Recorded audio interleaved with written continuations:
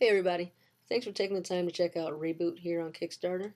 Reboot is a story I started toying around with a few years ago while I was working on another novel. And it all started with me wondering what life would be like after the apocalypse. After the breakdown of civilization, after our old ways of modern luxury are forgotten and a life of cannibalism and thievery where only the strongest and most resourceful survive, and that is the norm. What would it take for us to get back to where we are now? If we even can or want to. We wouldn't have to start from scratch exactly, because even though we likely wouldn't be sitting around reading and certainly not watching TV, and there'd be no internet, books would still exist. Phones and computers with pictures and videos stored on them would still exist, assuming someone could figure out how to power them and use them and how to read. All the information we needed to get civilization going again would be right there at our fingertips. We could just reboot. And that brings us to Mustard. Mustard is, in my opinion, an adorable little kid. He's creative, energetic, optimistic, incredibly brilliant, a genius even, though he doesn't always make the best decisions. But he's a kid, so cut him some slack.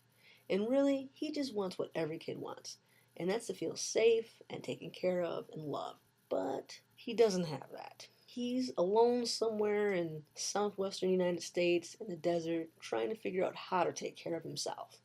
And in his own very strange and questionably effective way, he finds ways to survive in this hostile environment. But with his ingenuity and creativity also comes a bit of psychosis, which usually manifests in the form of hearing a voice that tells him what to do, and sometimes he sees things, gets a bit paranoid. Needless to say, some pretty interesting things happen to Mustard along the way. Now, there's a lot of cool things about this story that I really like, and one is that Mustard is Native American, Navajo to be specific, although he may be part Mexican, as are all of the other characters he meets along the way due to the location where the story takes place. And while I didn't initially plan to make him Navajo, once I started drawing him and picturing him with the mountains in the background and cacti and rocks and bleached skull skulls, bleached cow skulls on the ground, and I drew him with this big sombrero type of hat, it just felt right. And I'm really glad I made that decision, because once I decided that, I realized there are very few stories about Native Americans in comic books, unless it's a Western or some other stereotypical role like that. And really, there's not a ton of Westerns. So it seemed like a great opportunity to explore and highlight a culture that remained relatively hidden. And as a language lover, I felt obligated. Well, actually, I guess not obligated. I just wanted to. I wanted to include this language. So I've been working with a translator, a native Navajo speaker, who's translating the entire story from English into Navajo. And that way, I'm putting together back to back so you can read from the front and English, flip it around, turn it over, and read from the back forward again in Navajo. And it'd be a great study guide for people studying Navajo or just interested in it, or just to kind of keep this language alive. And just another way to understand it and explore it and see it. I also wanted to use this series as a way to destigmatize mental illness and show what it may be like to live with schizophrenia. And just help build some sympathy and awareness for something that many people don't really understand.